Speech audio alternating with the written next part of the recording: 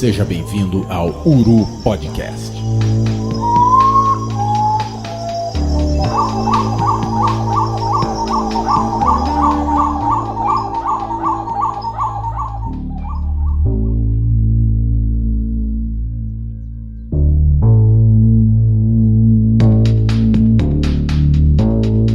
Bom dia, boa tarde, boa noite, amigos das aves. Estamos aqui mais uma vez fazendo aquilo que a gente mais gosta, depois de passarinhar, que é falar de aves, falar de passarinho. A gente está com um programa que vocês esperaram e cobraram por muito tempo. Mas nessa terceira temporada a gente precisou atender um pedido especial feito pelos nossos apoiadores. Vou mandar um abraço aqui especial para Lívia Queiroz, Mariana Mitite, Larissa Lima, Atos José Souza, Aran Cardoso e Paulo Sérgio Moreira da Fonseca. Vocês conseguiram fazer a gente gravar um episódio sobre a rainha das florestas, sobre a arpia. Hoje a gente está com o Everton Miranda, biólogo PhD. Ele gosta muito de dizer que ele é um cara que trabalha com predadores de topo. Ele é PhD em ecologia aplicada. E para a gente é um prazer muito grande contar com a tua presença aqui. A gente já namorava manchetes sobre o trabalho do Everton com as arpias no Arco do Desmatamento há muitos anos. E agora a gente vai trocar uma ideia sobre essa ave que encanta e mexe com o imaginário de 11 a cada 10 observadores de aves do Brasil e do mundo. Everton, seja muito bem-vindo, o microfone do Uru Podcast é todo seu. Valeu, Will. Muitíssimo obrigado pela lisonjeira apresentação. Queria dizer que eu tô feliz pra caramba de estar aqui também. Você falou que você tá bastante feliz de me trazer e tem uma certa tietagem sobre o meu trabalho. Eu tô muitíssimo feliz que, dada a diversidade de pesquisadores que trabalham com arpia, vocês tenham escolhido a mim para vir aqui. Eu vou tentar oferecer para vocês aí o melhor do meu conhecimento e espero que seja um papo agradável, descontraído a respeito de um dos meus bichos favoritos. Vamos falar de arpia. Vamos falar de arpia com toda certeza. Esse lance do The Peregrine Fund me lembrou muito, e aí quem ouve a gente lá desde o início vai lembrar que a gente fez um episódio lá no Bate-Bico Podcast falando sobre observadores de aves e a gente falou um pouco da importância da The Peregrine Fund para as aves de rapina ao redor do mundo. Vale você dar uma conferida nessa associação que financia vários projetos por aí.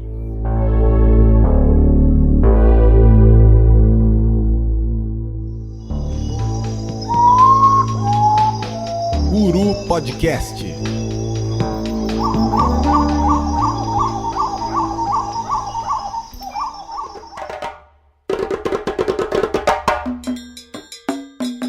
Dito isso, feitas as apresentações, a gente já começa com um trabalho para valer, porque a gente precisa seguir quase que aquele roteirozinho daquela chamada do Globo Repórter, quando eles fazem o clássico quem são, onde vivem, o que comem.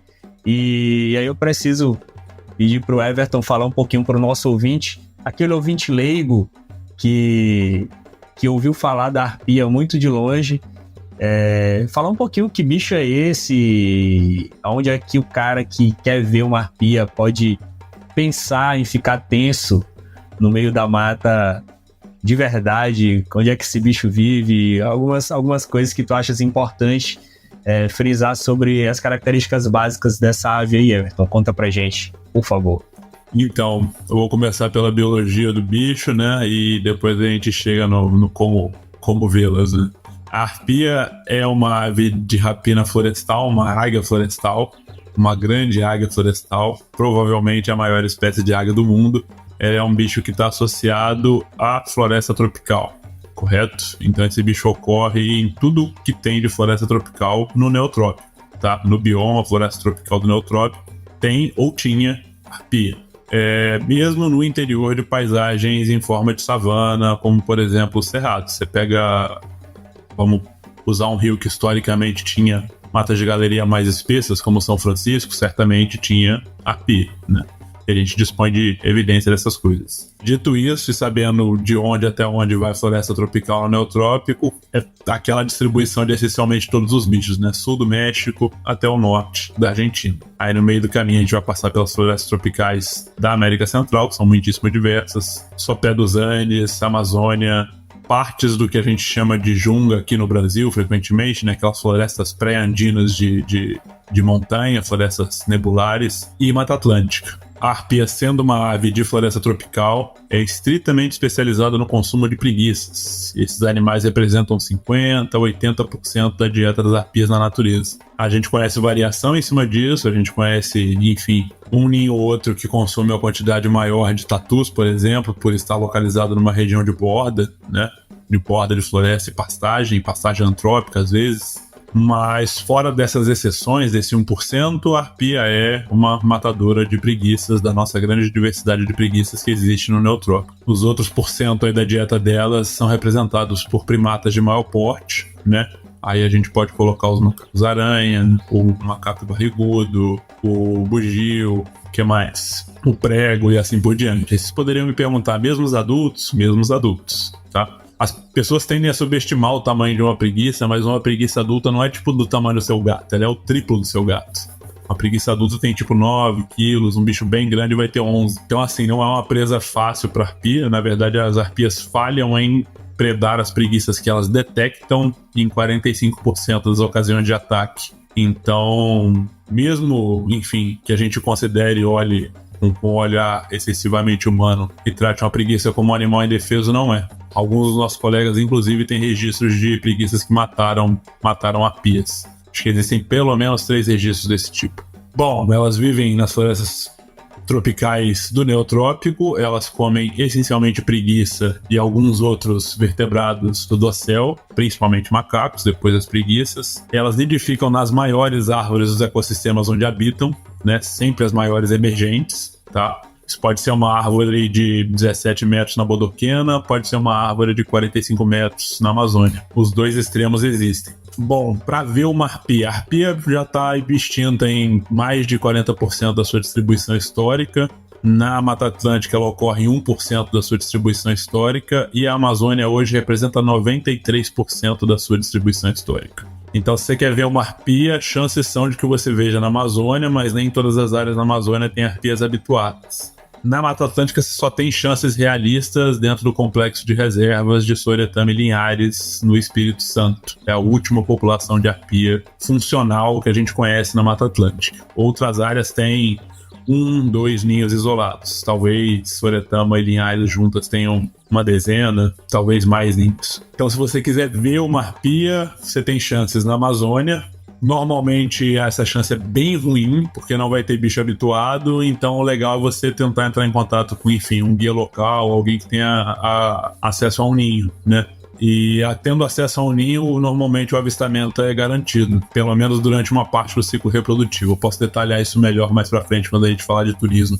Fora daí, tem outras populações bem monitoradas e relativamente visitáveis em Dari, no Panamá, por exemplo, e aqui no norte de Mato Grosso a gente tem uma iniciativa organizada para levar um turista até um ninho. A gente não, né? Existe uma iniciativa organizada para fazer esse tipo de trabalho, né? No nosso caso vai ser caríssimo, se for aqui no Mato Grosso é caríssimo, se for no Panamá é barato, mas se for no Panamá é barato, mas assim, é 2 horas de canoa, 8 horas de cavalo, aí você caminha 10 quilômetros, aí você chega nos índios para ir na arpia no outro dia. E tem que voltar esse mesmo rolê na volta também, de repente algum índio te rouba. Então assim, não é exatamente um rolê fácil. No Mato Grosso é um rolê garantido, mas ele é ridiculamente caro, ele é inacessível para brasileiro, mas existe. Se você tiver o interesse de fazer uma viagem com garantia de ver arpia, venha para Mato Grosso, a Southwide pode te atender. E aí ao acaso tentar ver na Amazônia, com sinceridade, eu posso usar palavras de baixo calão aqui, com sinceridade, você tá fudido. A sua chance tende a zero. Assim. Eu ia te perguntar, se até falar pro ouvinte da gente que muito dessa conversa aqui, ela é baseada nas publicações do Everton, assim. Tem um grande volume de publicações, especificamente sobre a arpia de 2021 para cá. Tem muita coisa legal. Tem um artigo que saiu em 2021 sobre algumas modelagens sobre a distribuição. O Everton colaborou com esse trabalho, eu acho que é Sutton e colaboradores, alguma coisa do tipo. Mas a gente vai linkar, claro, na descrição do episódio. E aí tu vais ver que o que Everton falou fica bem claro no mapa de distribuição. Tu pode, se tu não quiser entre aspas, perder tempo lendo tudo, mas se tu quiser ficar triste, tu vai lá nos mapas de concentração e de maior probabilidade do habitat ser adequado para arpia, e tu vais ver que são ou áreas extremamente inacessíveis na Amazônia, lá no meião mesmo, tu pega ali Guiana subindo lá naquele litoral, e aí é como ele falou, tu tá fudido, porque ou tu vai esbarrar em terra indígena, que tu não vai poder acessar fácil, ou tu vai em área que, sei lá, vai ser muito caro para tu chegar sem garantia nenhuma, ou então tu vai lá, Colômbia, descendo América Central até ali Colômbia, que também é essa mesma vibe, que é o que ele falou de Panamá, e ali, quando tu pensa em floresta amazônica, para aquele lado, tu vai ter uma floresta amazônica em área bem acidentada, né? Então o acesso novamente complicado, blá blá blá e tal. Ou então, irmão, é aquele velho dia que o observador de aves saiu de casa e ele não se limpou, entendeu? E aí ele topou com uma arpia lá no Paraná, entendeu? Ele topou com uma arpia lá, o cara foi pescar e viu uma arpia lá no Iguaçu ali. Enfim, eu não vou dizer que não acontece, né? Teve gente que fotografou o Iraçu em eucalipto em Minas Gerais. As aves voam, mas... Pois é. Mas as chances estão contra você. É só dar uma olhada superficial assim no Wikiaves que tem que estar num dia muito especial para isso acontecer contigo. Mas assim, existe Soretano e Linhares, né? Eu não sei qual é o acesso hoje para Birder, mas é uma área passarinhável, né? Eu suponho. Eu acredito que existam roteiros, mas também são roteiros caros. Principalmente eu acho que é Brazilian Birding Experts lá. O pessoal acho que faz Soretama, Linhares, e eu acho que tem arpia nesse roteiro. Eu acho que tem ninho de arpia em alguma reserva, não vou lembrar o nome da reserva, que... RPPN Serra Bonita. Talvez isso. A memória que eu tenho, talvez... A reserva no sul da Bahia. Talvez seja da Bahia da Veracel. Eu não sei se tem nenhuma ativa, eu não sei se é essa, mas eu acho que é da Veracel, da Bahia. Não, essa da Veracel chama RPPN Veracel mesmo, eu acho. Mas... eu não tenho notícias recentes a respeito dos ninhos lá, não. Não sei como é que tá.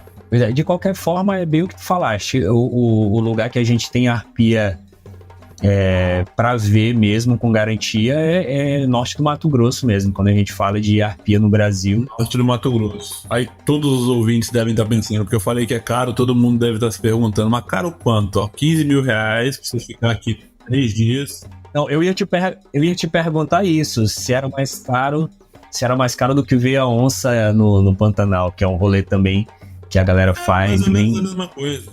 É mais ou menos a mesma coisa. Mas são 15 mil reais pra você ficar 3 dias e cobre todos os seus custos de solo, né? Do momento que você descer do aeroporto em diante, você não gasta com mais nada. Hotel, refeição, carro, guia. Você fica na torre do nascer ao pôr do sol, você recebe suas refeições lá em cima, sua caipirinha lá em cima, sua escola, se você gostar, sei lá. E se você não ver arpia, dinheiro de volta. E é isso, essencialmente é isso. A gente vai explorar, as pessoas vão ouvir e vão ficar assim, caramba, que absurdo e tal.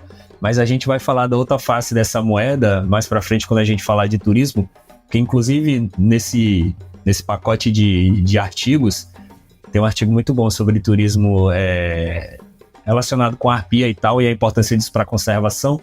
E a gente fala disso mais pra frente, eu acho que vale muito a pena. Eu queria voltar na arpia, assim, para terminar de montar essa imagem visual pro nosso ouvinte, que a galera já entendeu, porque tu falou bem onde o bicho vive, o que o bicho come. Galera, pensem muito nos 11 quilos de preguiça. Eu tive o prazer há pouco tempo de topar aí com uma Cloepus que entrou no campus por engano e a gente teve que remover. E toda aquela imagem de um bicho mansinho e leve sumiu. É que você topou com a espécie que é particularmente diabólica, Will. O bicho é tenso e ele é pesado, assim, a gente, apesar do osso não ser muito denso, ele tem muita carne e é pesado. Então, eu queria que tu falasse um pouco da morfologia dela e eu queria que bater palmas, tomara que capte. Tô batendo palma aqui porque eu ia te perguntar se a arpia era a maior águia do mundo, e tu já na abertura falou que e eu também sou desse time, e eu vejo que o pessoal usa de diversos subterfúgios, a águia mais fenomenal, a águia mais formidável, a águia mais poderosa. Vamos conversar sobre isso aí também, né? Aproveitar que tem uma chance de Sim, eu queria que tu falasse da morfologia dela, porque assim, eu falei na parte, tava batendo um papo com o Everton antes, e eu não vi esse bicho na natureza, mas vi em zoológico, e primeira coisa que me chamou a atenção, a fêmea da arpia que tá lá no zoológico do SIGS, ela olhou pra mim como se eu fosse uma presa. Existem alguns momentos na nossa vida que a gente topa com alguns animais e que tu nota que ele tá te olhando de igual para igual, ele não tá te olhando acuado nem nada. E esse bicho me olhou, e ele olhou para mim pensando assim, cara, na trocação aqui eu não teria medo de ti. Me chamou muita atenção o porte dela, mas principalmente o tarso. Eu fiquei muito impressionado com o tarso dela, assim. Muito potente aquilo, é muito grande e é muito desproporcional. Guardadas as devidas proporções, foi quando eu vi uma taxã a primeira vez, eu achei a canela dela super grossa, mas não tem comparação com a arpia, é brutal aquilo. Outra coisa que entra na morfologia, eu ganhei um livro de um fotógrafo, ganhei por motivos terceiros, que talvez a gente conte a história, um livro fotográfico sobre arpia, depois eu vou até talvez incluir no post a referência, mas esse livro traz aquela comparação clássica do hálux da arpia com a garra do urso, e é outra parada que chama muita atenção. Então eu queria que tu, só para terminar de formar essa imagem mental, falasse um pouco do porte dela, da morfologia, do poder da arpia, e que ela é grande mesmo e é a maior de todas. Então, obrigado, muito obrigado pela pergunta. Falando do tamanho do bicho, para começar, e discutindo o tamanho objetivamente, né? O que é tamanho? A gente tem várias variáveis operacionais que podem representar o tamanho, certo? Por exemplo, quem trabalha com serpente normalmente vai medir o comprimento. Quem trabalha com aves normalmente mede a envergadura. Quem trabalha com mamíferos muito frequentemente usa massa, por causa das variações a diversidade de variações que existem em termos de shape de mamífero, né? Mas se eu te perguntar, eu vou te sacanear, Will. Se eu te perguntar o que é maior em termos de envergadura, deixa eu pensar num bicho bem troncho. O que é maior em termos de envergadura? Um urubu desse que a gente vê na cidade ou uma ave-elefante lá de Madagascar? Madagascar, a envergadura, não tem a asa. Porra, uma ave-elefante não tem asa. Como é que você mede a envergadura da ave-elefante? E aí? E agora, José? E agora? Então, quer dizer, envergadura é uma medida bosta, por quê? Porque ela não é comparável entre taxa, nem sequer entre aves. Você vê? É falha até dentro do grupo. Porque tem uma porrada de ave que não tem asa. Se a gente medisse a massa do urubu e da ave-elefante de Madagascar, qual a conclusão que nós chegaríamos? A ave-elefante é maior. É a conclusão mais verdadeira, dada a variável operacional que a gente escolheu para testar o que é tamanho. Então, massa é o melhor representante no mundo real para representar o tamanho. Inclusive, quando a gente faz uma regressão para estimar a massa de um animal extinto, seja um dinossauro ou alguma coisa tipo megafauna do Pleistoceno, você faz uma regressão entre massa e, por exemplo, o diâmetro do fêmur, comprimento do fêmur e assim por diante. Hoje em dia ninguém faria mais uma regressão, né? Faria um GLM, mas você entendeu qual é a proposta. E em termos de massa não tem nada que seja tão pesado quanto a arpia, tá? Se a gente olhar os outros bichos todos, a diferença, na verdade, chega a 1 quilo, mesmo com um segundo lugar bastante pesado chamado águia marinha de Steller. Então, assim, é um bicho grandaço, carniceiro, é um bicho pesado igual uma bigorna, porque precisa resistir a ventos intensos, né? São animais que migram entre o norte russo e o norte do Japão. Aliás, a Sibéria russa, né? O interior da Sibéria russa e o norte do Japão durante o verão. Então são bichos pesadíssimos, assim. Tem regra de Bergman no meio, tem inércia térmica no meio, tem 1000 razões para os bichos serem pesados. Não é tão pesado quanto uma arpia. Se você quiser, inclusive, eu posso até colar dos dados aqui. Isso é uma coisa muito boa da modernidade, né? Posso? Deve. Eu vou mentir pra ti, não. Eu tô com Birds of the World aberto aqui também com a... Só que eu abri na Filipina.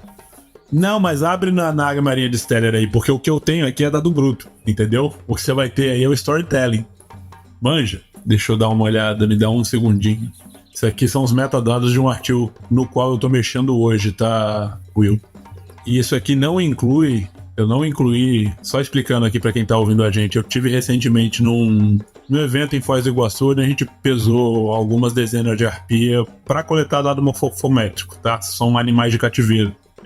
Não é desses dados que eu tô falando. Eu tô falando de dados de animais de vida livre que eu obtive junto ao Peregrine Fund, ou na minha experiência pessoal e assim por diante. Então, na média, uma arpia macho tem 5,9 quilos e na média uma arpia fêmea tem 7,3 quilos. Tá? São dados derivados de campo de bichos do mundo real, com Ns consideráveis. Tá? O segundo lugar fica com a águia filipina, com 5 quilos, um pouquinho mais de 5 quilos, não chega nem a 5 quilos e 100 gramas para os machos, em média, e 6,5 quilos para as fêmeas, em média. Depois que vai vir a águia marinha de Steller, que eu estava supondo que era o segundo lugar, com um pouquinho mais de 5 quilos na média para os machos e 6 quilos e 200 gramas para as fêmeas. Então, assim, no critério massa, a arpia é maior. Os pés da arpia também são maiores do que qualquer outra ave de rapina viva hoje, tá? A região anatômica que a gente chama de tálon, o conjunto anatômico que a gente chama de tálon, tem o tamanho aproximado da mão de um homem, e a garra maior, a garra que a gente costuma comparar com o nosso polegar, ela é tão comprida quanto a garra de um urso pardo. Isso não é um fake da internet, olha só. É um dos poucos fatos dramáticos da natureza que de fato é verdadeiro. Você quer comentar o que está escrito aí no Birds of the World? Ou... Na verdade, corrobora a tua impressão. Eu também achava isso. Ele dá, o range que ele dá para a águia marinha de Steller, para a fêmea, é de 6,8 a 9 quilos. Era mais ou menos o que eu tinha aí. Deixa eu dar um confere aqui então, porque eu também tenho os máximos e os mínimos aqui. O macho aqui tá 4,9 a 6,0 para a águia do mar de Steller. Inclusive, galera, essa águia marinha de Steller é um bicho que vocês têm que ter em mente quando escutam o nome, porque é aquele bicão que parece um machado e aquela marcação branca nas asas, e é um bicho que causa um alvoroço nos Estados Unidos, porque quando ele às vezes está migrando ali do litoral da Rússia para o Japão, ele dá uma perdida e vai parar ali no norte dos Estados Unidos, e é uma loucura, a galera pira quando ele aparece por lá. E é um bicho espetacular. Então, falando aqui dos dados de campo para os quais eu estava olhando no Excel enquanto converso com você, não tem nenhum bicho nem que chega a 7 quilos lá, cara. E assim, eu tô falando de séries amostrais longas, tá, pessoal? Não vou ficar dando detalhes aqui sobre o tamanho das amostras, o caralho, mas eu tô falando de algumas dezenas de bichos. Não vou dar detalhes porque, sei lá, acho que quem quer ouvir podcast não tá a fim de saber desses detalhes sórdidos. Quem gosta disso lê artigo, normalmente. Mas eu tenho alguns desvios padrões a meu favor com relação às arpias serem maiores do que as outras águias. Se você quiser usar um critério de envergadura, que eu já expliquei que seria coisa de trouxa, porque muitas aves sequer têm asas e elas são grandes. As que são bastante grandes, na verdade, frequentemente não têm asas. Se você usar um critério de envergadura, a arpia vai ficar em desvantagem, porque ela é um animal de asas proporcionalmente curtas para voar e manobrar no interior de floresta tropical, né? Então são asas encurtadas e arredondadas. Mesma coisa com relação às penas da cauda. A cauda é grande, sim, obviamente, mas não é uma cauda comprida, é uma cauda ampla. Enquanto a águia filipina, que é um bicho de serra e plana pra caralho, tem asas muito mais compridas e cauda mais comprida também. Repara só, Will, que assim, não tentando exagerar o caos pro lado da arpia, mas ainda assim, né, dando nome aos bois, tem gente, eu tenho colegas dentro do universo da pesquisa que dizem que em algumas áreas da distribuição da arpia, os bichos não só são um pouco maiores do que essas outras espécies, eles são muito maiores, porque assim como acontece para muitos vertebrados, né, tem determinadas regiões onde os bichos ficam particularmente grandes.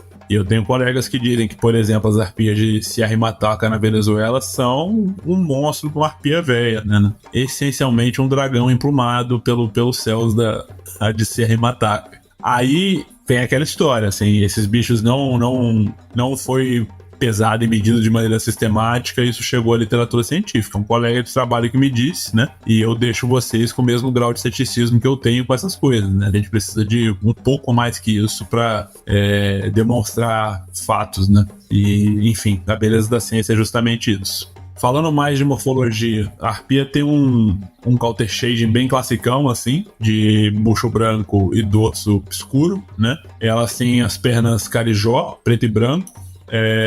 O dorso todo é negro ou acinzentado. Algumas penas às vezes ficam um pouco acinzentadas, enquanto o peito é claro.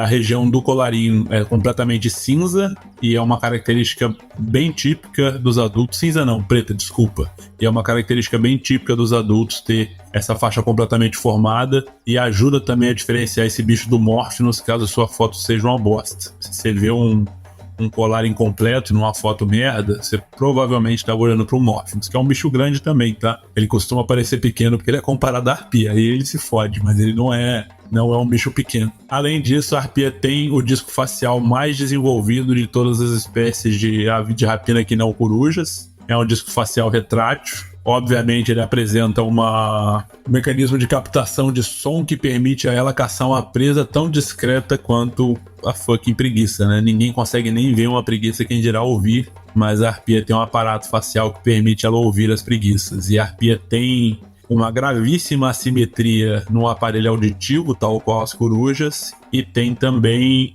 um tamanho de aparelho auditivo que é intermediário entre os das corujas e o das demais aves de rapina. Não é tão grande quanto, mas é, sei lá, 1/3 maior do que qualquer outra ave de rapina que não coruja. O bom da gente estar gravando com o Everton é que a gente vai fazendo um check na cabeça com as perguntas que a gente ia fazer e ele já fala antes.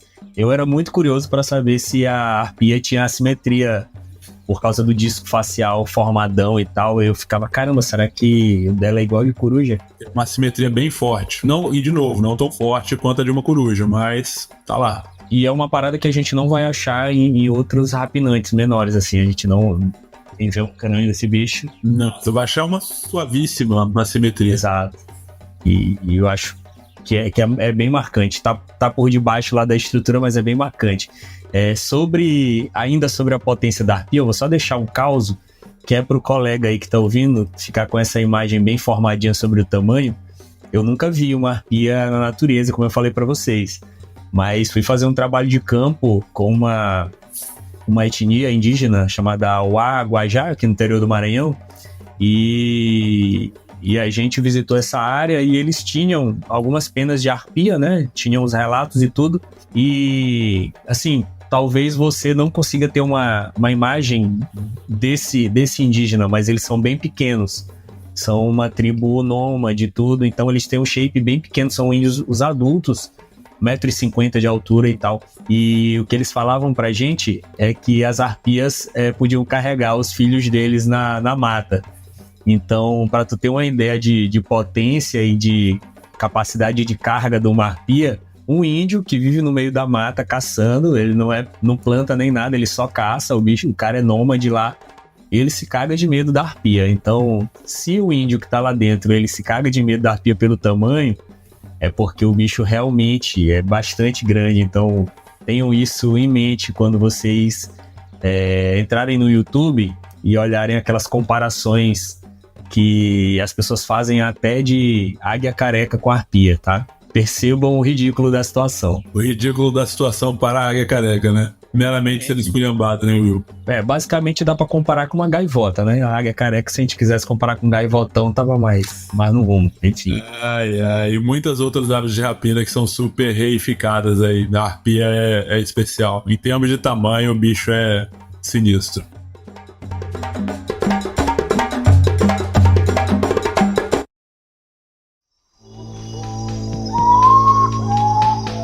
Uru Podcast.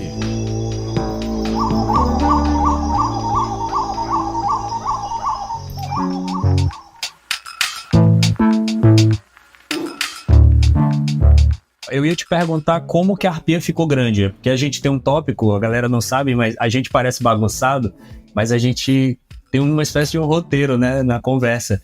E a gente ia entrar um pouco na história evolutiva da arpia, e eu acho que a história evolutiva da arpia, ela parte dessa pergunta, como que a arpia ficou grande? Porque é uma, entre aspas, obviamente, sempre, pessoal, por favor, é uma escolha evolutiva, né? Eu tava vendo uns vídeos hoje sobre paleontologia e os caras acharam lá um esqueleto, completaram um esqueleto de uma ave de rapina extremamente grande lá da Austrália e a comparação básica da ecologia do bicho era com a a águia pequena. Na Austrália eles têm lá a Little Eagle lá, que eu acho que é a maior águia verdadeira do mundo. E o roteiro do vídeo era que a pequena ela existe até hoje e a grande se extinguiu. E são opções ecológicas, claro, a gente fala sempre entre aspas, porque tu pode optar por não ter predadores e ser bem grande e poder caçar bicho grande, ou, né, ter um porte menor e ter que andar olhando de lado e para trás às vezes. Mas é uma pergunta interessante, por que a arpia ficou grande, né? Para um amigo leigo como eu. E tal qual a Little Eagle da Austrália, a arpia não necessariamente sempre ficou grande, né? O Morphinus é uma arpia que não ficou grande. Se você olhar para as filogenias mais robustas que existem hoje publicadas, elas inclusive sugerem passar o Morphinus para o gênero arpia. Morphinus arpia e Arpiopsis Nova Guiné formam um clado, né, de três espécies. Essa terceira espécie que eu acabei de mencionar aqui, o palavrão, ela é um predador de topo de uma ilha chamada Nova Guiné, que é uma ilha tropical, fica no norte da Austrália. Metade dessa ilha hoje é uma nação independente, acho que a outra metade é a Indonésia. E eles foram, sei lá, um protetorado, alguma coisa que o valha, dos australianos durante algumas décadas do século passado. Esse bicho não é um bicho comum também, é um bicho razoavelmente ameaçado, difícil de ver, cobiçado pelos nativos, pouquíssimo estudado, verdadeiramente é pouco estudado, né? Não é que nem a arpia, que todo mundo fala que é pouco estudado e é estudado pra caralho, na verdade. Continuando a respeito da evolução, arpia e Morphinus, a gente não conhece nada de fóssil deles dentro dos sistemas americanos, tá? O que existe de melhor de história fóssil de ave de rapina hoje para as Américas está tudo dentro do Caribe, né? Porque tem muito sítio fossilífero de qualidade por causa dos solos cársticos. E dentro dos continentes, dado enfim, a frequente associação dessas espécies com florestas, a gente não conhece essencialmente nada da história fóssil delas. A gente entende algumas coisas a respeito das flutuações populacionais recentes através da genética, né? E a gente entende também que enfim, um Morphinus é uma arpia que tomou a decisão evolutiva de ser uma mini arpia, enquanto a arpia virou uma mega arpia. E a Arpiopsis virou uma coisa intermediária, né? Mais ou menos no meio do caminho. As arpias têm um tamanho monstro assim porque isso permite a elas predar mais preguiças, né?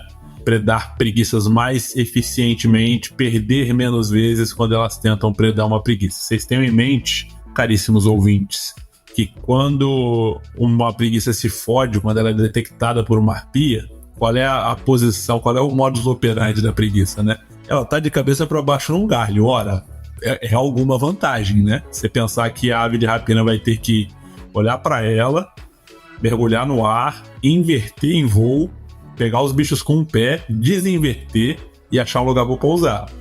Não é uma tarefa simples no ecossistema tridimensional do dossel de floresta tropical. Então, assim, parece que a preguiça tá fodida, mas não tá. E a chance dela sempre é de não ser detectada, né? A chance maior é que ela não seja vista. Aliás, caso alguém que esteja ouvindo não saque isso, nas relações predador-presa sempre funciona assim, né? As chances estão a favor da presa, o predador sempre vai ter taxas baixas de acerto, mesmo numa relação arpia-preguiça.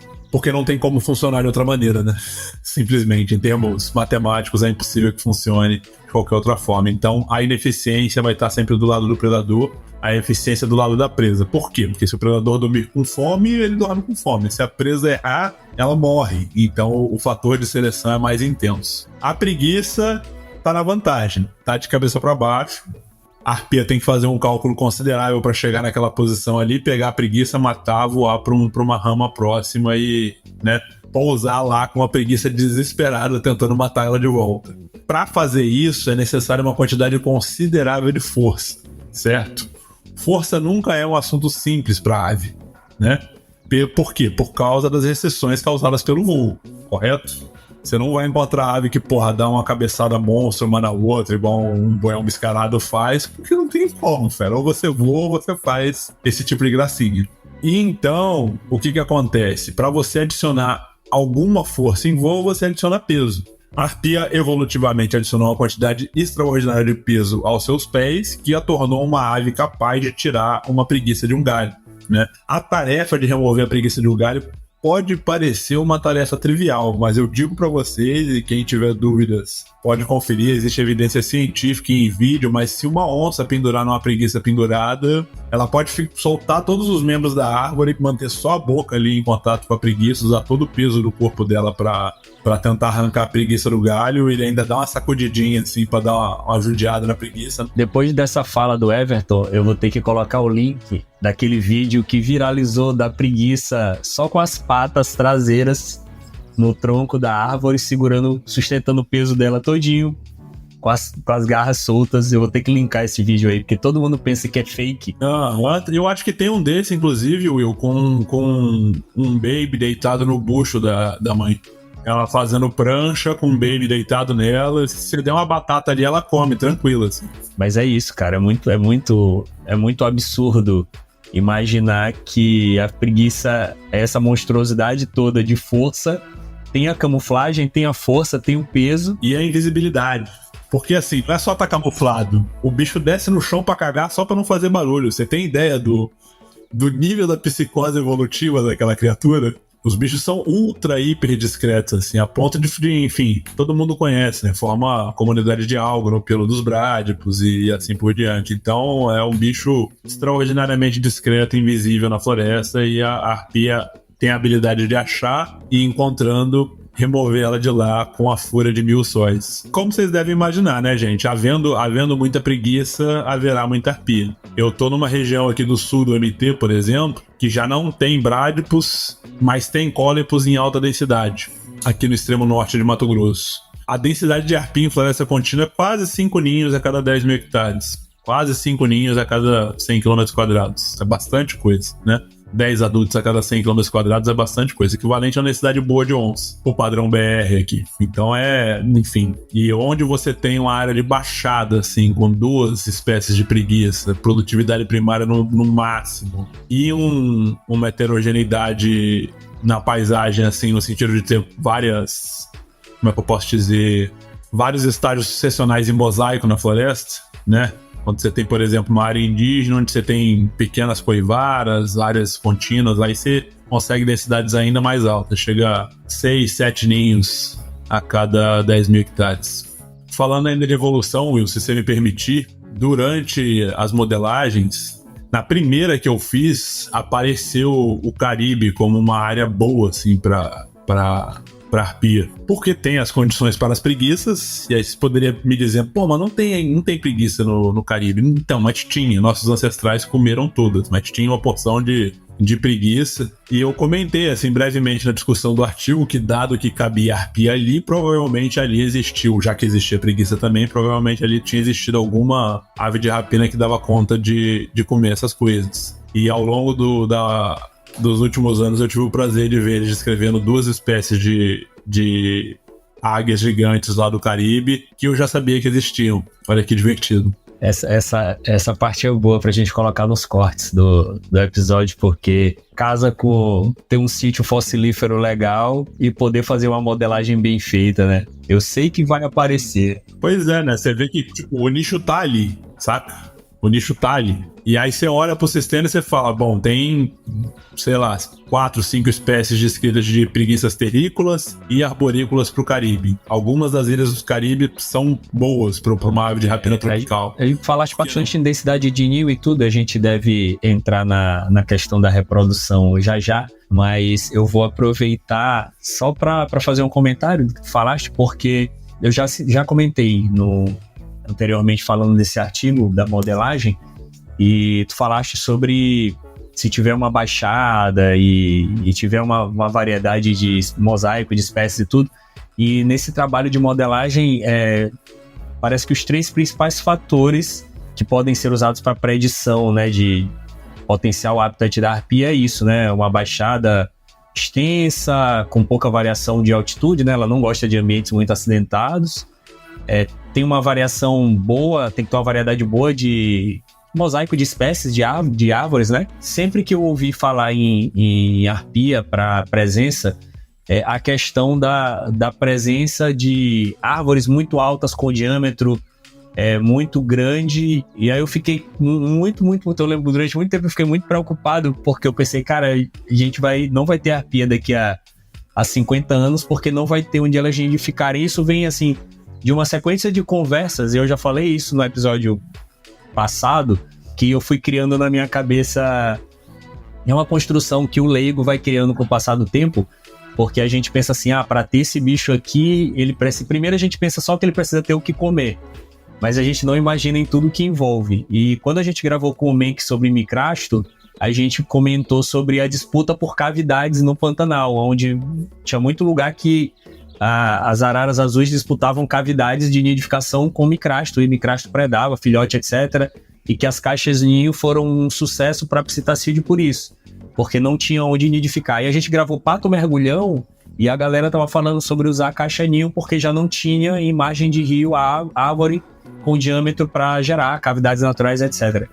E aí eu fico muito preocupado com isso, assim, porque isso é tão crítico, ou a gente tendo essa densidade, essa floresta equatorial exuberante, com essa cobertura de 75% no mínimo, etc., a gente sempre vai ter árvore com porte para ter ninho de arpia.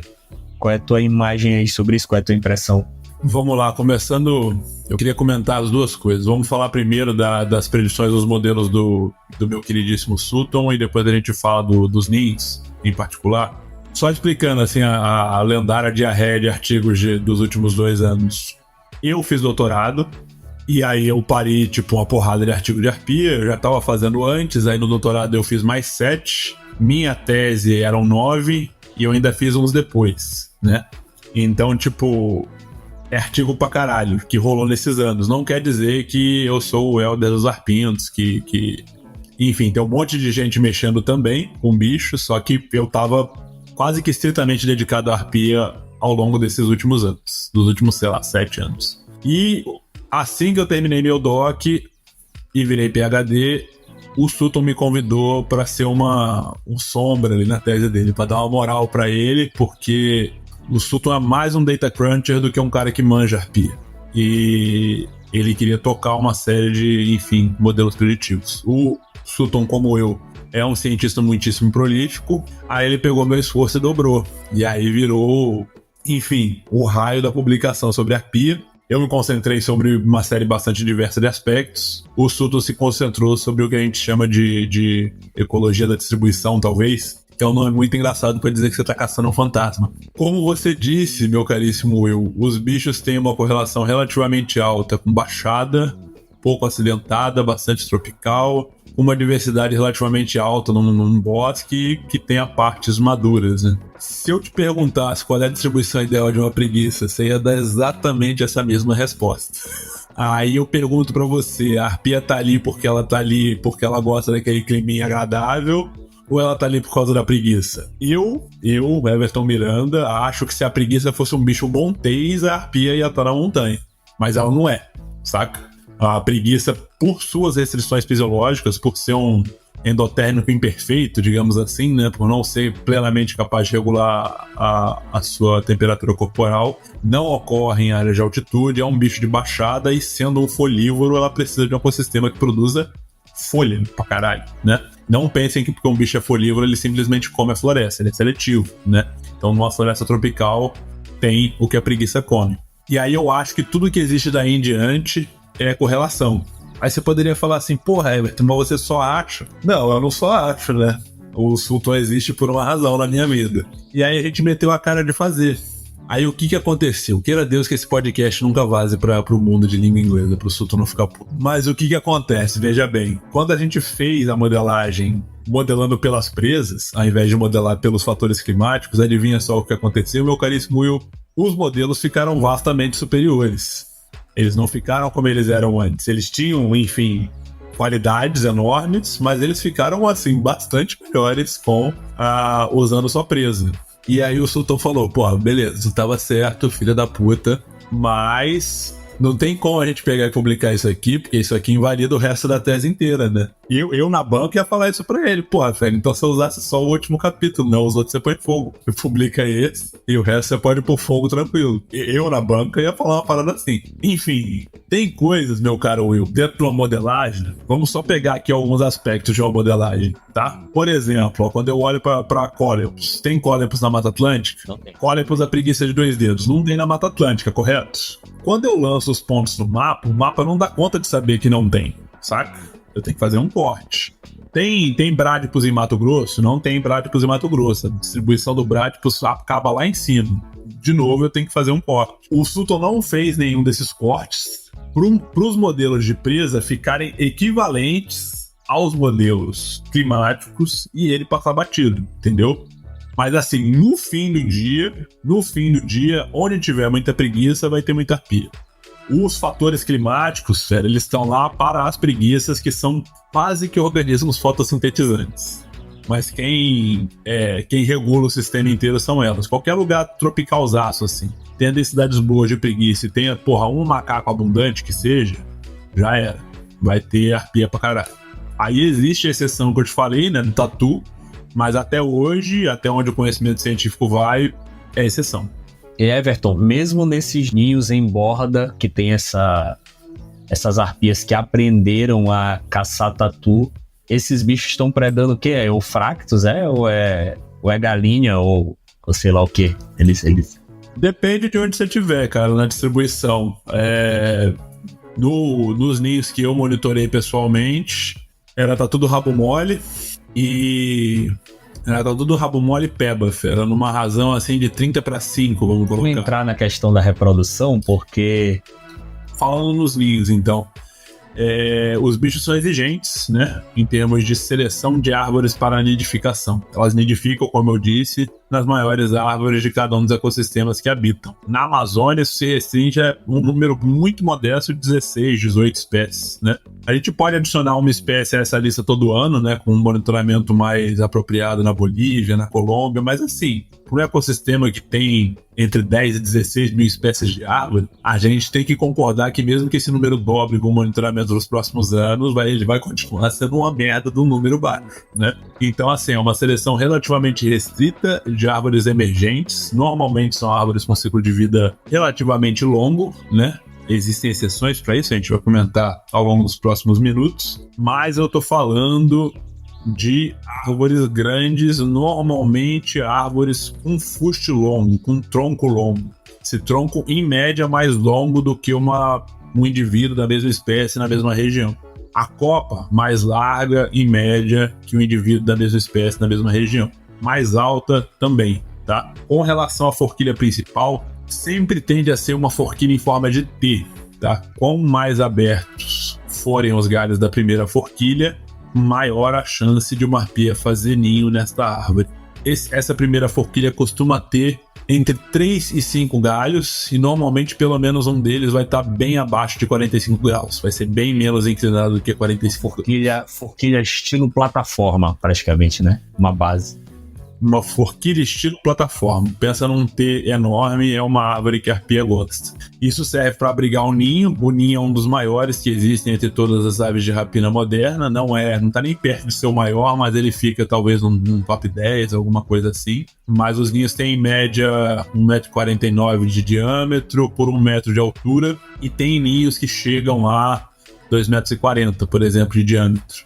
Quem são essas árvores? Se a gente olhar para as regiões de Amazônia sazonal de terra firme, a gente vai encontrar principalmente as castanheiras, os angelins. Se a gente olhar para as áreas inundáveis da Amazônia, a gente vai achar principalmente as samaúmas, né? Que são árvores que ficam muito grandes em ecossistemas inundáveis. Se a gente olhar para as baixadas da América Central, a gente vai estar falando principalmente de cuipo, também é uma parente da samaúma, né? Também é uma... Me ajuda, Will. Bombacácea. Por favor, não me fuzilem se eu estiver errado, botânicos. Mas também é uma bombacácea. E no norte da América do Sul, a gente tem uma diversidade relativamente grande de espécies usadas, mas os angelins de grande porte também são relativamente frequentes. Quão grandes são essas árvores? A gente está falando de, assim, árvores de 33 metros na primeira forquilha. Onde o ninho da arpia tá, são 33 metros. Isso é um prédio de 11 andares. Essa árvore vai ter de altura total uns 45. Lá na abertura eu estava falando sobre as áreas, né, de área de distribuição e tal, mesmo que com densidade baixa, tu mencionaste da possibilidade de ter arpia em área de cerrado. Em cerrado, esse bicho vai fazer ninho em quê? Eles nidificam naqueles jatobás monstros das matas de galeria, Will. Naqueles vinháticos gigantescos das matas de galeria. Lembra que ele é da floresta tropical. Manja, não tem ele no cerrado, tem ele assim, sabe aquele lugar lá da Araguaia que, porra, tem umas árvores da grossura da tua casa? É cerrado, mas não é cerrado, enfim. É cerrado, mas não é cerrado. É aquele cerrado ao longo do Vale do São Francisco, também com jatobás gigantescos, também com... Na Mata Atlântica, inclusive, elas vão usar tamboril.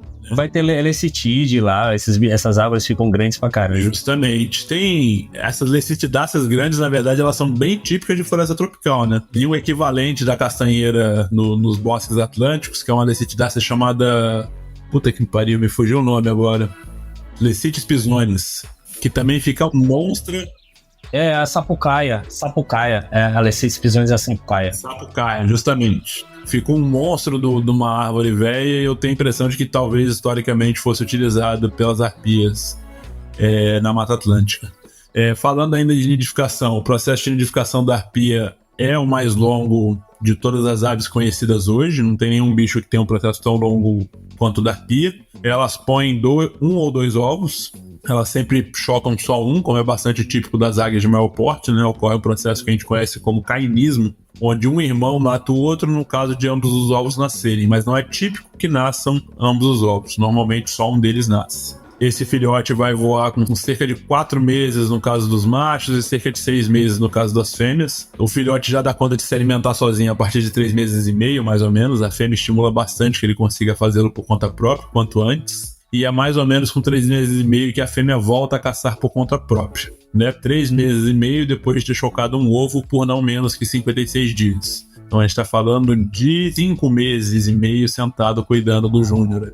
Depois desses 5 meses e meio, o filhote vai continuar nas imediações do ninho até cerca de 24 meses no caso dos machos e até cerca de 30 a 36 meses no caso das fêmeas. Então, quer dizer, a cada 2 ou 3 anos, os adultos vão produzir um filhote para a população. É uma taxa reprodutiva deveras baixa, né? Esse segundo ovo, o que eu acabei de mencionar, a gente tem, enfim, intenções de licenciar, né, a coleta dele aqui no Brasil ao longo dos próximos anos para servir como combustível para os programas de reprodução em cativeiro e reintrodução na Mata Atlântica. O excitozinho cabe bem, né? Quando tem essa estratégia aí. Sem dúvida, é uma prática tão comum no exterior, né? Para espécies com um grau de conservação muito mais delicado do que a arpia. E a gente fala dessas coisas aqui no Brasil que são práticas de manejo bastante básicas, todo mundo já fica de orelha em pé. Pô, acabei de ler um artigo nesse instante, pô, tava lendo aqui antes de começar a falar contigo, que o pessoal percebeu que a Columina Cyanops perdia os primeiros ovos por predação e o pessoal começou a coletar para colocar no Parque das Aves. Em fevereiro agora, os primeiros filhotes foram gerados através para formar essa população ex situ lá e a gente não pode comer bola, né? Pois é, a gente tem que repetir isso, na verdade, em Soretama e Linhares, para multiplicar a genética da Mata Atlântica, né? Os ninhos que são monitorados de maneira mais fina na Mata Atlântica, havendo segundo ovo e havendo um escalador de qualidade disponível, é fundamental tentar a coleta para enviar para algum desses grupos que tem sucesso na reprodução, né? A gente tem problemas nesse sentido porque, por exemplo, dentro do plantel de Iguaçu a gente só tem genética de um macho atlântico. Então é complicado, né? A gente precisa de mais do que isso para adequadamente prover indivíduos para os programas de reintrodução que vão acontecer ao longo dos próximos anos. E se você que está ouvindo a gente tiver tido o prazer de assistir um documentário muito bom sobre a águia filipina, você vai ver que essa foi uma estratégia óbvia, assim, quando a gente fala do que aparece na mídia, às vezes a gente está enganado, mas o que ficou claro lá é que essa foi uma estratégia bem sucedida. A imagem muito marcante dessa geração dessa população para soltura lá em reintrodução, do pessoal tirando o filhote através de incubação e usando os fantochezinhos lá para ensinar para poder alimentar os filhotes e tal, e eu acho que cabe bem para as arpias a gente fazer alguma coisa parecida. Na verdade, a gente tá em estágios muito parecidos, Will. O programa lá da Águia Filipina, eles nunca conseguiram fazer uma reintrodução no sentido estrito da palavra, saca? Formar uma população do zero a partir de indivíduos de cativeiro e tal. Gera os bichos, mas ainda não consegue gerar população viável, né? Não é nem isso. É porque, assim, normalmente você ou não tem floresta ou você tem floresta e tem águia filipina. Lá é muito arrebentado. Eles, durante a ditadura lá, eles capitalizaram muito pesado na natureza pra, enfim, fazer uma grana ao longo da segunda metade do século passado. O que aconteceu... eventualmente é que você acabou com pouquíssima floresta e geralmente onde tem hábitat já tem um bicho. De qualquer forma, eles têm um programa muito eficiente de fazer solturas dos indivíduos que eles reabilitam, para evitar a remoção de novos animais da natureza. E ao longo do documentário, também através das mídias sociais, de vez em quando a gente vê, né, aprecia uma soltura nesse contexto. Mas lá também não foi executada uma reintrodução no sentido estrito da palavra. Tem múltiplas solturas bem intencionadas, executadas por bons profissionais. Não é o caso de todas as solturas, mas lá tá sendo super bem feitinho. Reintrodução ainda não houve. E eu vou te falar aqui do fundo do meu coração que eu acho que não tem nenhuma população originada de reintrodução para grandes águias. Assim. O Peregrine Fund tentou com arpia. Enfim, tomou um baile por inúmeras razões, mas descobriu como não fazer, né? Gerou uma quantidade enorme de informação a respeito de como não fazer. E os profissionais agora da SPVS, por exemplo, da Sociedade de Proteção à Vida Silvestre, que estão encabeçando o esforço de reintrodução no Paraná junto a Itaipu, eles já entram em campo com o mapa da mina pronto, né? Sabendo onde é que dá errado, porque, porra, o Peregrine Fund gastou 9 milhões de reais e algumas dezenas de arpias para descobrir como não reintroduzi-las. Chocante, mas real.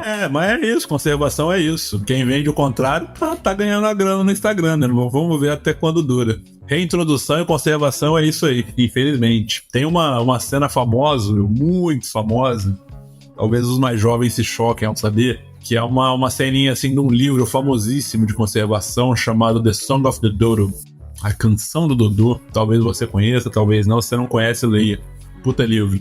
Mas o jornalista que escreve o livro vai visitar o grande conservacionista Carl Jones em Maurício, arquipélago a leste da ilha de Madagascar. Enfim, ele controla as populações de espécies exóticas naquele arquipélago em defesa de uma espécie criticamente ameaçada, talvez a mais criticamente ameaçada espécie com a qual ele pudesse estar lidando, que era o falcão de Maurício. Isso não está escrito no livro, mas ele capturava os macacos e exportava para pesquisa biomédica. Com isso ele conseguia uma grana para cuidar da vida dele.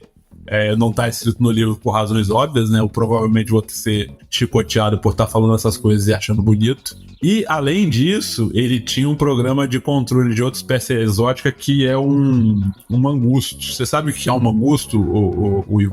Um mangusto, pessoal, pra galera que, como eu, não é versada na história natural e não sabe que caralhos é um mangusto, o mangusto é um pequeno carnívoro extremamente desgraçado que dá conta de matar um anágio, tá? Eu tenho certeza que o ouvinte, mesmo o cara mesmo sem saber que ele viu o mangusto, ele viu ou um GIF no Twitter ou alguma coisa no Instagram, que é aquele bichinho, galera, que ele finge de morto, aí a cobra se mexe, aí... Por exemplo, mas aquilo ali é um mangusto sereno, né? Eu tô falando de um mangusto, assim, mais hardcore, pessoal.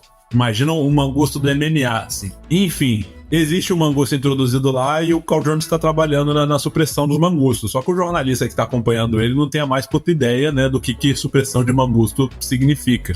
E aí eles estão escalando uma serrinha para visitar um ninho de falcão. No caminho, o Carl Jones passa por um dos pontos de armadilhamento dele. Eles estão à beira de um penhasco. E o Carl Jones pede pro jornalista abrir a portinhola da armadilha. Quando ele contar até 3, não fala o que vai acontecer depois. E o Carl Jones meramente mete a mão ali dentro, pega o bicho pelo rabo e joga penhasco adentro. E o Carl Jones, o jornalista, fica com os olhos esbugalhados. E o Carl Jones responde: That's Conservation Biology. Isso que é biologia da conservação. Pra quem não entende, se tu acha que biologia da conservação é alisar cachorro, é adotar gato, tu tá preocupado pra caralho com o bem-estar animal, olha só, tu tem que, sei lá, cursar veterinária, sai da bio entendeu? Conservação da natureza não tem nada a ver com bem-estar animal. Esses cachorristas, Luiz Amel e similares, estão fudendo o sistema da conservação, tá? Estão regaçando com tudo, porque muda o entendimento e a percepção até do Estado a respeito da parada, porque essa gente ongueira faz estelionato eleitoral e fode com o sistema para fazer conservação de verdade, tá? Então são coisas distintas, e biologia da conservação envolve sim exterminar espécies exóticas invasoras. Cachorro dentro de unidade de conservação, por exemplo, tinha que ser tratado à base da bala, se a gente fosse um país sério. Eu tô aqui com a mão ocupada, mas eu tô aplaudindo com meus pés, tá? No nosso último episódio da série Extintos, eu tive o prazer, esse episódio passado foi um episódio patrocinado por um membro nosso lá da categoria Águia de Racha, pelo Paulo Fonseca. A gente contou a história da Traverse Aliali, que foi extinta por um bando de gatos ferais lá pertinho ali da Nova Zelândia. Vocês estão ligados porque vocês ouviram esse episódio. E gato e cachorro, bicho, tem que ser considerado feral e tem que ser abatido. A gente não tem muito pra onde correr, não. E qualquer outra coisa é cosmética. Basicamente é cosmética que os caras fazem pra ganhar like mesmo. Não tem pra onde correr. Justamente, veja bem, caríssimo ouvinte, ninguém aqui tem raiva de cachorro e gato, não. Se você tem, ele é seu animal de estimação, pô, manda ele na sua casa, leva ele pra passear, ame-o como você achar mais apropriado, mas dentro de unidade de conservação, reserva legal, APP, não é lugar de animal doméstico, né? E isso gera problemas gravíssimos para o funcionamento da natureza no Brasil, principalmente para as unidades de conservação que estão no interior de grandes cidades.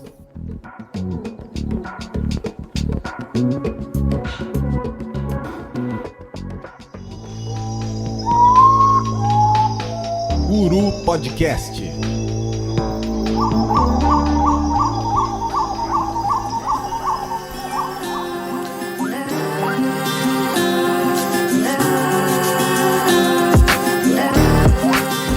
E a gente saindo do tema Globo Repórter da vida, fechando com a reprodução. Voltemos ao arpinho, vamos lá.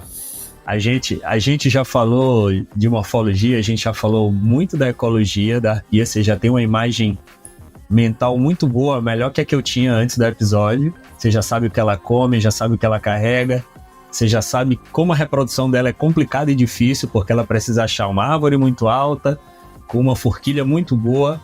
Ela só coloca pouquíssimos filhotes da natureza num grande espaço de tempo, ou seja, ela sofre para viver. E dentro desse cenário, onde a gente tem, como o Everton bem listou, todas as complicações possíveis, falando de Brasil e falando dos outros países onde a arpia tem habitat, de complicações políticas, a gente tem um bicho extremamente ameaçado. E a gente tem alguns projetos que tentam facilitar um pouquinho dessa vida dela. Eu queria que a gente entrasse agora, Everton, um pouco na conservação da arpia, o que a gente tem, o que está rolando da conservação. Eu queria que você falasse das ameaças. E eu acho que está muito, muito desenhado na cabeça de quem já ouve a gente já falou de várias espécies ameaçadas. A gente teve uma temporada passada dedicada a espécies ameaçadas. Vocês sabem que fragmentação, desflorestamento, caça são suspeitos usuais que estão ameaçando.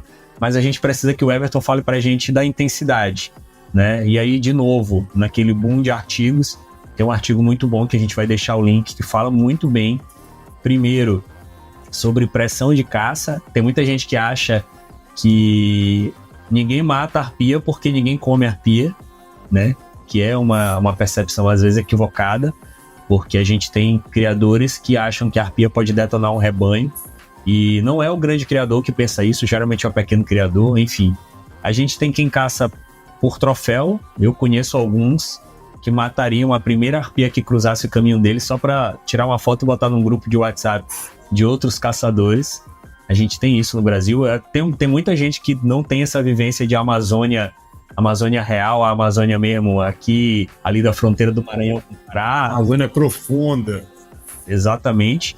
Tem gente que não tem essa vivência e tal, e eu vou dizer pra vocês que não é nada bonito. Os grupos de caçadores ali do leste do Pará, oeste do Maranhão, são bizarros. De vez em quando vaza aí alguma coisa que eles fazem com onça, mas pra arpia rola também, e é nessa vibe. Eu queria que o Everton falasse, porque Eu acho que ele tá dentro, tá bem ali no coração do lugar que conta bem essa história, que é a Alta Floresta. Quem pesquisar sobre a Alta Floresta vai saber do que a gente tá falando. Então, cara, você falou lá dos projetos, falou das questões de conservação. Eu vou apresentar meus colegas aqui, os outros grupos que trabalham com arpia, e depois eu falo dos problemas, beleza? A gente tem... Começo por mim ou termino por mim? Não sei. Então, vou falar o que eu faço para começar, tá? A gente tem uma iniciativa independente, eu não trabalho com outros pesquisadores de arpia daqui do Brasil, não sou, enfim, não sou nem fui orientado deles, né? Eu criei uma iniciativa minha que fica no norte do Mato Grosso, onde a gente mapeia ninhos baseado numa recompensa monetária. Nesses ninhos a gente executa turismo e desse turismo advém benefícios financeiros e obrigações de conservação para o dono dessa terra, certo? Uma estratégia bem trivial de conservação. É mais fácil falar do que fazer, mas bastante trivial. Aqui no Brasil também existe uma iniciativa por parte de uma pesquisadora do INPA, chamada Tânia Sanaiotti, que coordena um projeto que eu acho que chama Projeto Arpia, ou Programa Arpia, alguma coisa assim, que tem o ímpeto de ser uma iniciativa nacional em favor da arpia, né? De procurar, enfim, a conservação da espécie ao redor do Brasil. Não é um grupo tão inclinado à pesquisa como nós somos, e também não é um grupo interessado em turismo, nem nesse tipo de ação de conservação que a gente pratica. A gente tem também na Venezuela, onde começou o trabalho histórico com arpia, o Eduardo Álvares Cordeiro, que começou lá no princípio dos tempos, né? Até eu fazer minha tese, talvez tenha sido a melhor tese sobre arpia que a gente já viu. Isso foi entre o finalzinho dos 80 e o começo dos 90, e o Eduardo Álvares Cordeiro, enfim, cagou no pau amplamente com o Peregrine Fund. Se você quiser eu comento detalhes, tanto que você preferir, mas ele e um assistente, enfim, deram extensos problemas lá com o Peregrine Fund e problemas de corrupção, né? E além disso, tinham questões brabas também com posse de dados. As duas partes estavam putas desse respeito, eles racharam, não virou porra nenhuma, nem um lado nem o outro não publicou nada. Esses dados, sei lá o que aconteceu com essa porra.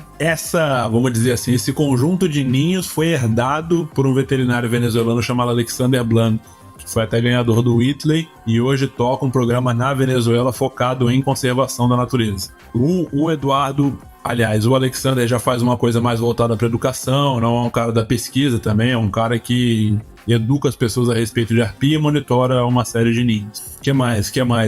A gente tem a Ruth Muinhas Lopes, que trabalha no Equador. Ela faz o monitoramento de um conjunto grande de ninhos no Equador e é uma pessoa mais voltada para o trabalho de radiotelemetria, né? Mexe com instalação de rádio nos indivíduos e tenta entender a ecologia espacial da arpia. E a gente tem o Peregrine Fund, que já tem uma iniciativa de conservação da arpia no Panamá há, sei lá, um quarto de século, e em cima disso aí tem um programa de reintrodução. Então, essencialmente, as iniciativas de conservação que existem são essas. O Peregrine Fund no Panamá, por trabalhar em terra indígena, trabalha numa dinâmica de educar os índios para coexistir, né? A ideia lá é mais ou menos essa. A Ruth trabalha em áreas muito remotas do Equador. Então também não tem uma ação ultra dependente de ações de conservação concretas, porque são ninhos remotos, né? E são regiões onde se tivesse perto de cidade não tá, na verdade, é impossível. Enfim, tem essa turma toda aí trabalhando com arpia, e a gente tem também na Colômbia uma galera que mexe com algumas aves de rapina, trabalha com arpia também, que é o pessoal do programa de monitoramento das grandes aves de rapina da Colômbia. Meus colegas Matheus Gerardo Amaya, minha colega Ana Maria Morales Tenizares, essa galera que toca o trabalho por lá. No Panamá eu falei que o Peregrine Fund tem uma iniciativa lá há um quarto de século, mas quem está de frente hoje é meu colega, meu irmão, José de Jesus Vargas González, que toca projeto de pesquisa lá. Aí já é uma parada mais completa, né? Faz ciência, faz educação ambiental, só não faz turismo porque Darien é longe pra caralho, não tem como chegar, que nem eu te falei. Barco, canoa, caminhada, não tem, sei lá, só você montar no lombo de uma arpia pra você chegar em Darien com tranquilidade. Então não dá pra fazer turismo, mas o resto eles fazem tudo que eles podem por lá. E, enfim, Alexander se fudendo adoidado pra trabalhar na Venezuela, não consegue comprar nem combustível. É talvez um dos poucos caras da conservação que tem a grana e não consegue gastar. E é um profissional do caralho da conservação também. Meu irmão tá pra vir aí. Provavelmente a gente vai se topar aqui no Mato Grosso nas próximas semanas. E é mais ou menos por aí. Você já viu já, né, Will, que se você quiser ser cientista de arpinto, você tem que falar espanhol, saca? E inglês. Você tem que falar inglês pra publicar bem e tem que falar espanhol pra conversar com a turma. Tá, eu vou focar, cara, no que vocês estão fazendo aí, assim. Eu acho que é uma estratégia diferente de tudo que a gente tem no Brasil pra qualquer outro bicho e também é diferente do que a galera tá fazendo nos outros países, pelo que se falaste. Eu acho que é diferente demais. O que acontece? Como eu falei, a arpia é um bicho de floresta tropical, né? Você não precisa ser muito esperto para saber que as florestas tropicais ao redor do planeta Terra estão declinando, e esse declínio é problemático particularmente por quê? Porque são ecossistemas extraordinariamente biodiversos, né? Então essas taxas de declínio são preocupantes, elas afetam as arpias também, porque elas são, como eu disse no comecinho da nossa conversa, animais de floresta tropical. Se a gente levar em consideração que a gente essencialmente acabou com a Mata Atlântica, a gente deixou 1/10 para trás, não são populações a se considerar para arpia hoje. Por quê? Porque não tem mais declínio. Você entende o que eu tô falando? O processo histórico que aconteceu na Mata Atlântica está concluído, né? Ninguém vai, queimar uma área de Mata Atlântica, estabelecer um canavial e sei lá, chicotear uma galera pra colher a cana, só falta isso, né? Tipo, isso ficou pro passado na história do Brasil. Então, assim, perda de hábitat na Mata Atlântica não tem mais. Quando a gente fala de perda de hábitat, a gente está falando essencialmente de um contexto amazônico ou de um contexto de América Central. A América Central também já está mais próxima de uma estabilidade em termos de desmatamento, tá? E as populações de arpia são escassas. Na verdade, a única que a gente chama de população mesmo é essa de Darien, no Panamá. O resto eu acho, entendeu? É igual onça na Mata Atlântica e de Soretama para norte, eu acho, saca?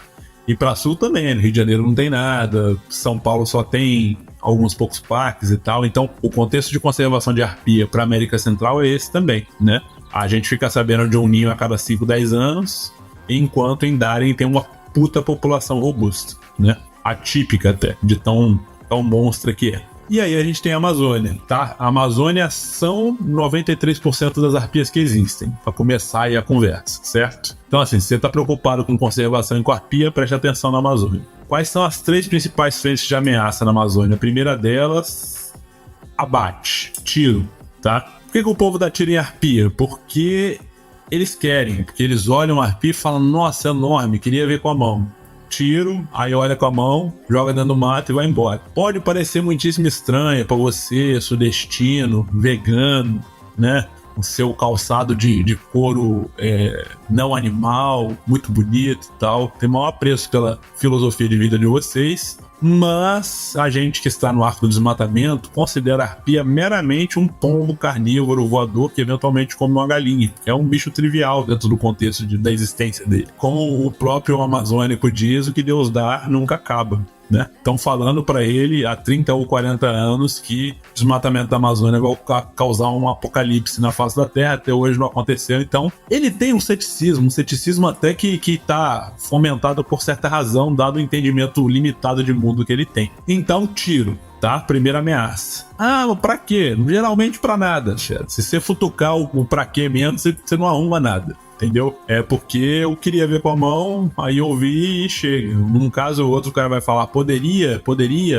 atacar meus vizinhos e tal. E aqui, num contexto de arco do desmatamento, a gente detectou taxas de mortalidade de 2,6 indivíduos a cada 100 km quadrados por ano. Vocês lembram que eu falei de densidade de 5 ninhos ou 10 adultos a cada 100 km quadrados por ano? Então, obviamente, é uma taxa de remoção não sustentável, né? Mesmo se você considerar a produtividade desses casais e um número de indivíduos solteiros dentro dessa população, ainda assim é uma taxa que causa a extinção da arpia em poucas décadas. Como o arco se move, né, quer dizer, como a fronteira do desmatamento vem se movendo e a dinâmica da ocupação da terra em grande parte do arco do desmatamento se deu depois da criação do Código Florestal, você tem grandes fragmentos florestais na forma de reserva legal dentro de fazenda e na forma de APP ao longo dos corpos d'água de maior porte. Essas áreas todas contam com populações remanescentes de arpia, certo?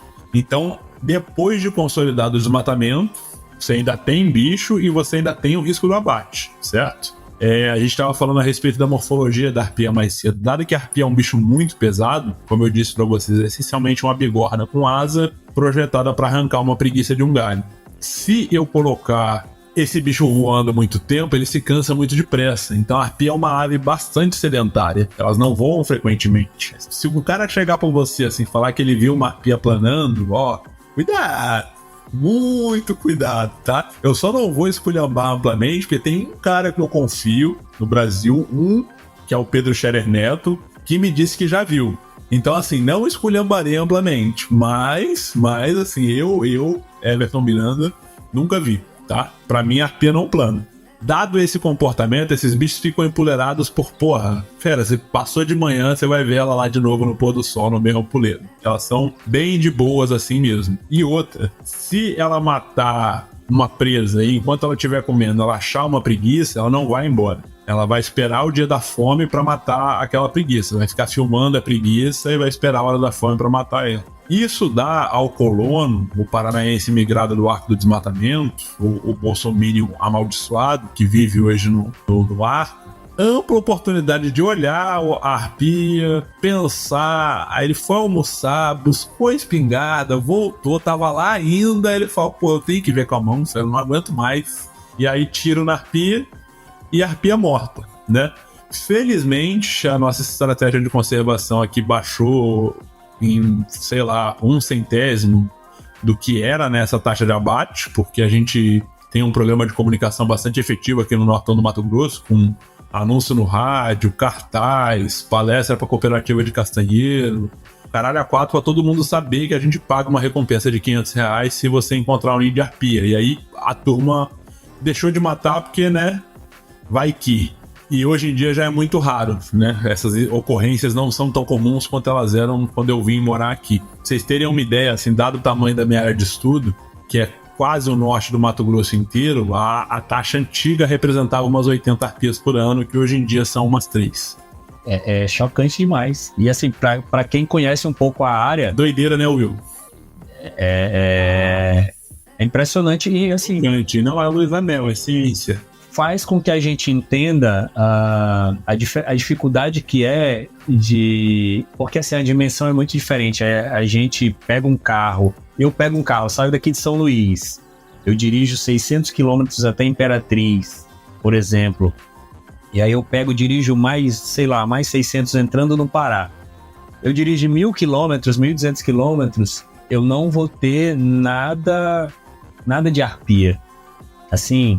E faz todo sentido pelo que tu tá falando, porque eu vou ter a fragmentação, eu vou ter os caras, a galera que tem a arma, eu vou ter a galera que tem a sede de matar, o cara tem todas as ferramentas para eliminar esse bicho do cenário ali. Ele tem o que ele precisa. As populações foram exterminadas, né? E repara só, assim, mais uma vez, né, caso o ouvinte esteja se perguntando, de onde é que saiu essa gente? A gente do Arco do Desmatamento foi pra lá baseado num programa de migração estatal, né?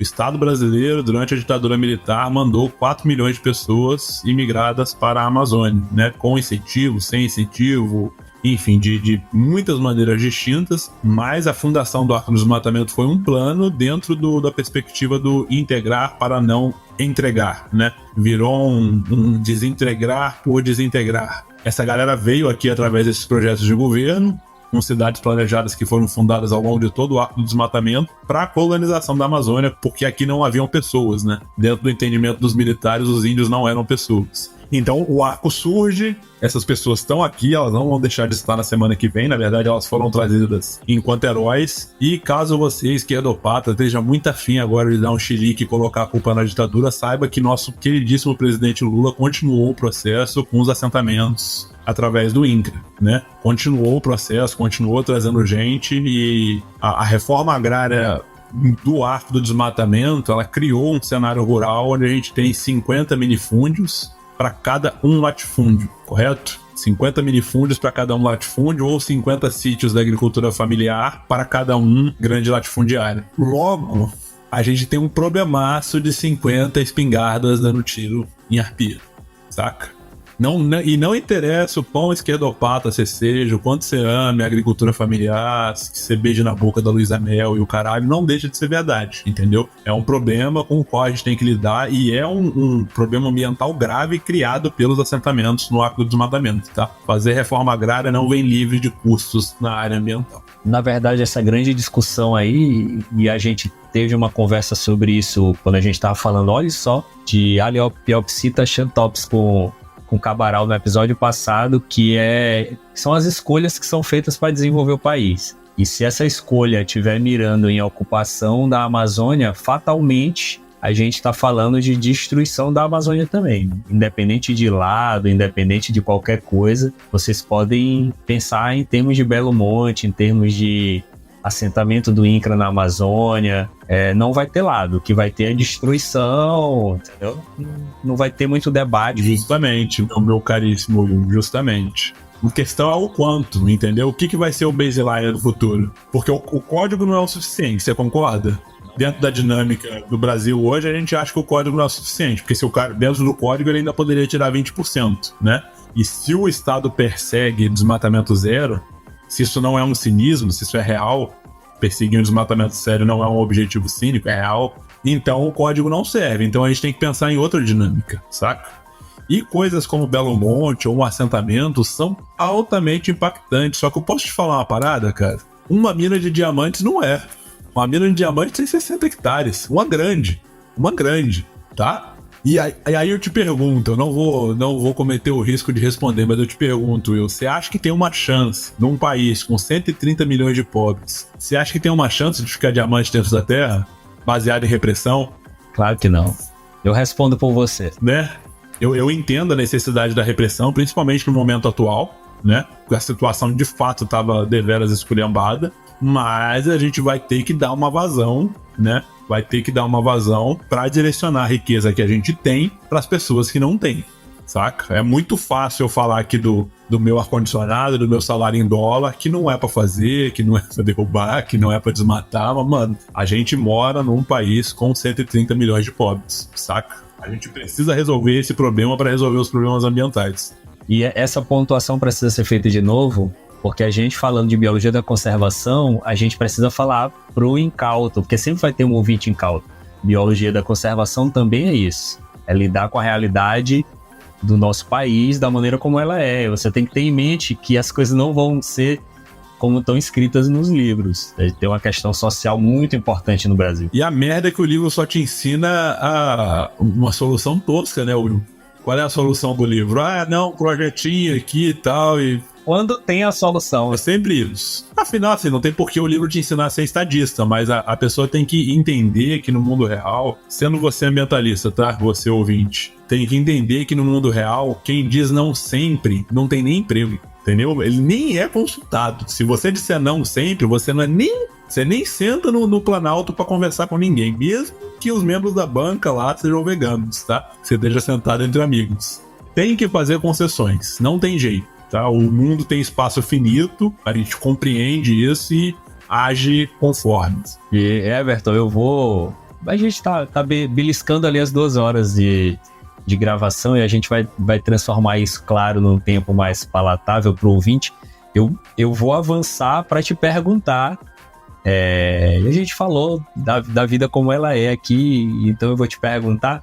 A gente vai ter arpia depois da gente, tô falando aqui já da próxima geração, 50 anos, 100 anos, se tu fosse fazer uma aposta, que é uma aposta que tu não vai ter como resgatar, que a gente não vai estar aqui. Não, mas vai, Will, porque por causa do seguinte, cara, os ecossistemas amazônicos são amplos e a rede de unidades de conservação é extensa. Inclusive a de proteção integral, que não tem nem população tradicional nem indígena. E como a gente está falando, vamos lá, vamos fazer uma conta de padeiro aqui sobre conservação no BR hoje, tá? A gente tem pelo menos umas 12 unidades de conservação com mais de 500 milhão de hectares. Pelo menos umas 12 com mais de 500 milhão na Amazônia. Vamos supor que metade dessas 12 funcione bem.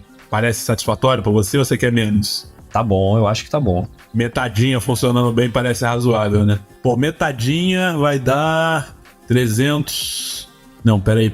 3 milhões de hectares. Em 3 milhões de hectares, fera, eu não sei nem fazer a conta de quanta arpia cabe dentro dessa porra, mas é arpia pra caralho, né? tu já deixa o número da densidade, mesmo que a gente fale em densidade baixa.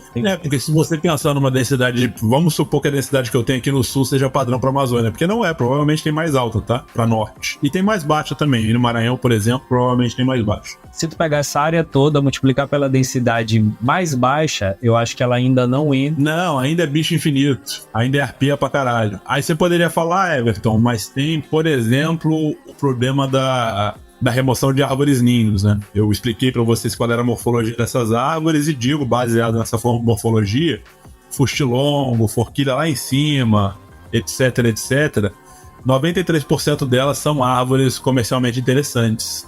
Só que existe uma lei legal a respeito da Amazônia, legal não, ela é meia boca na verdade, mas ela ajuda em certo sentido, que tornou a castanheira inderrubável. Ela não é uma madeira comercial na Amazônia hoje. Então assim, nas áreas onde a densidade de castanheira é alta, tem a castanheira. E nas áreas onde a densidade de castanheira é baixa, tem castanheira, né? Elas não precisam de uma dúzia, elas precisam de uma quantidade relativamente pequena. Por que eu falei que a lei é burra? Só para o ouvinte ficar ciente. Porque a lei inibe o corte da castanheira, mas permite o desmatamento do castanhal.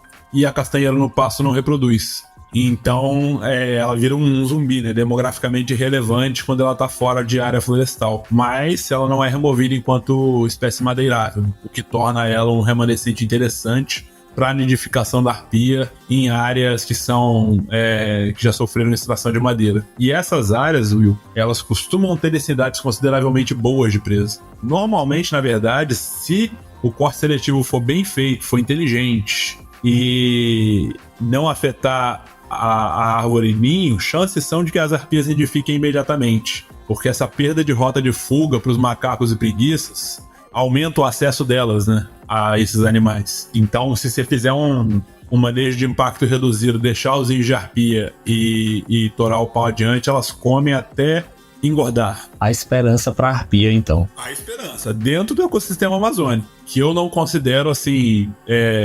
Porque assim, falando em termos francos, né, Will, é bastante claro que as taxas atuais de desmatamento, que chegam às vezes a 1% ao ano, não são apropriadas, né? Mas mesmo assim, com sei lá, 1/3% ou 0,5% da Amazônia sendo desmatada por ano, vai levar, né, algumas décadas para fazer um dano considerável. Já levou, né, para desmatarem 17 a 20%, que é o que tem calculado de floresta perdida hoje. A tecnologia é melhor, a gente consegue desmatar mais rápido, mas eu não acho que isso se perpetue ad infinito, né? Provavelmente a tendência é de reversão ao longo das próximas décadas por simples pressão internacional, independente de quem for presidente do Brasil, a simples pressão internacional vai fazer as coisas entrarem nos eixos. Se o cenário não fosse esse, aí a doideira poderia ser muito maior. Eu tô falando isso porque eu lembro que antes de haver a eleição do Bolsonaro, de haver os incrementos nos índices de desmatamento que a gente observou ao longo dos últimos 4 anos, a gente mostrava para os alunos, por exemplo, em planejamento e gestão ambiental, a gente mostrava o que acontecia com as UCs no médio e longo prazo, num cenário ultra pessimista. O que acontecia com as terras indígenas a médio prazo, num cenário ultra pessimista. E eu jamais imaginei que aqueles mapas se tornariam reais. Jamais imaginei que eu de fato fosse presenciar tanto ataque ao UC, tanto tentativa de invasão à terra indígena e assim por diante. Eu acho que ninguém conseguiria imaginar que em pouco tempo a gente teria tanta coisa acontecendo de ruim em tão pouco tempo. Mas eu acho que talvez a gente tenha precisado passar por isso. Talvez. Enfim, talvez, né? Eu preferia ter aprendido sem passar. Mas o jogo democrático é cumprido. Já passamos, já foi, eu acredito que já foi. A gente já marcou essa caixinha ali. Eu acho que os mais loucos não vão mais precisar provar de novo esse gostinho da desordem, independentemente do lado. Eu acho que esse carrinho já passou aí. Tomara.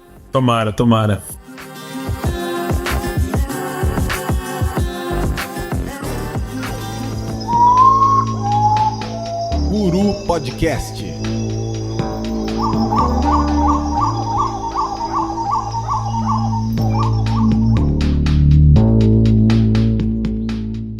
Bom, galera, vocês já conseguiram matar a vontade que vocês estavam da arpia. Eu preciso agradecer demais ao Everton pela disponibilidade absurda de estar aqui com a gente gravando. Vocês sabem, eu sempre falo disso.